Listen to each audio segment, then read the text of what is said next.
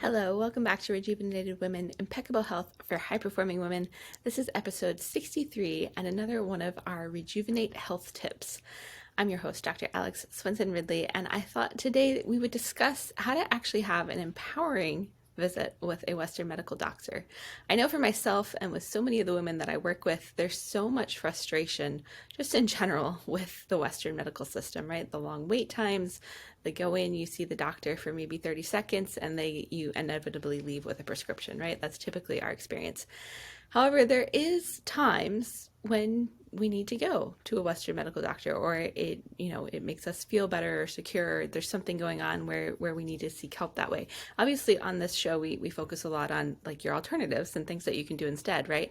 But there are those times that it behooves us to, be proactive in that vein as well.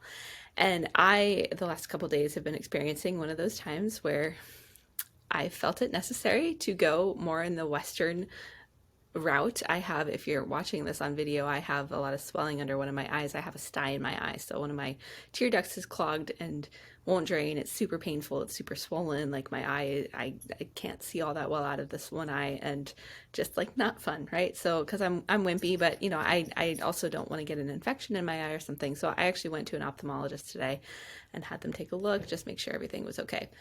And, in those moments, so of course, as soon as I get there, the first thing she says is, well, I want to put you on an oral antibiotic. And I was like, cool.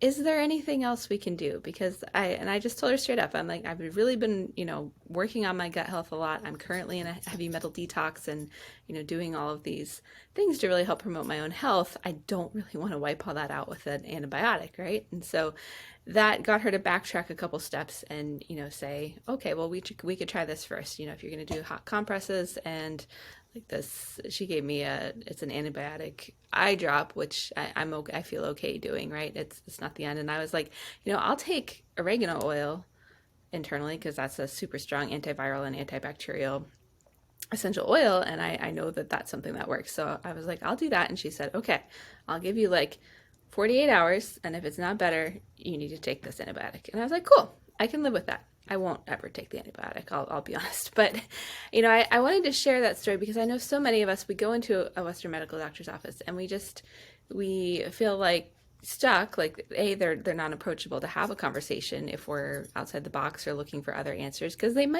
just might not have solutions. Like most Western medical doctors are trained to prescribe drugs. Like that's essentially what they learn in school. And I know plenty, I have plenty of medical doctor friends who I talk to, that's just the case. They're not trained in nutrition. They're not trained in other things. Occasionally you come across those that are. So, the first thing is to find your people, right? Find if you need a Western medical doctor for an emergency, an infection, something that your body needs some extra support around healing, that you can't do through supplements and oils and other things, like find the people that are going to be open to your philosophy. And my second tip there was going to be, really don't be afraid to advocate for yourself. You don't have to be snarky about it or anything, or assume that it's going to land on deaf ears. It may, but we always have a choice. You don't have to do what they say. And you can be upfront with, I keep hearing all these horror stories, especially around vaccinations. And my mom just told me that her doctors are now pressuring her that she can't come into the office without a COVID vaccine. There's some crazy stuff going on right now. And my stance has always been, and I wasn't even going to talk about vaccines, but here we go. I'm not anti-vax. I'm not pro-vax. I'm pro. We have a choice on what we do and what we put in our body, and we have the right to make an informed decision about that. And so, I have a certain level of understanding of things in how I approach my own health, and what things I'm going to seek medical attention for and what things I feel comfortable treating on my own. My eye's kind of important, so I wanted to get that checked out, and what you feel confident in might be different from what I feel confident in, right?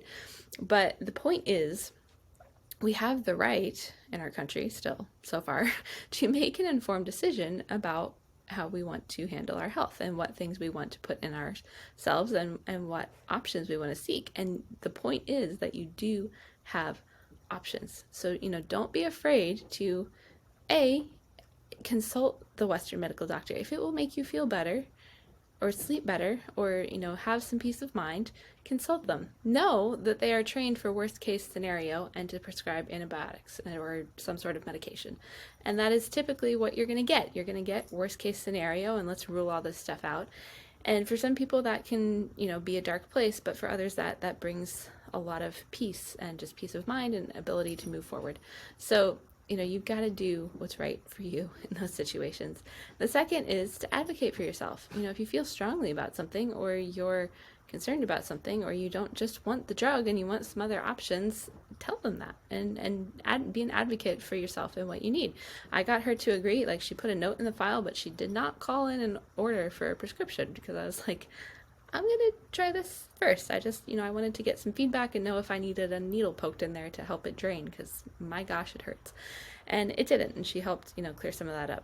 And so we made a plan that we were both comfortable with. And that's great. So, hopefully this helps spark just some thought. Because what I hear so often is, there's a huge problem with our healthcare system in the United States, in Canada, in a lot of the other Western countries. I know we have listeners from all over the world at this point. But what we have to realize is that we do have the ability to advocate for ourselves. And there are doctors out there who are becoming more educated and becoming more aware of the world, because there's been a bigger demand for, more wellness related oriented stuff, honestly. But they also do serve their purpose. I always say, if you're bleeding on the side of the road or you have an infection in your eye, or whatever it is, we have a really great system, especially in the United States, for handling that. It's the chronic stuff. It's a lot of the stuff we talk about on this show, the hormone imbalance, the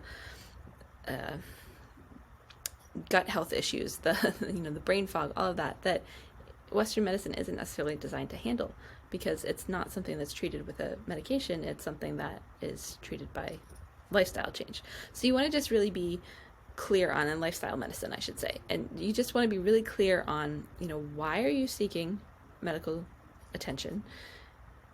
What's the reality of what you're going to get? If you're like, I want to balance my hormones and try to lose weight, not the route you really want to go down necessarily. It depends. Obviously, I'm not here to give medical advice on this show, but you want to be really clear on, like, why am I seeking this? What do I expect to get out of it? What do I want to get out of it? And how am I willing to advocate for myself in the process of doing that?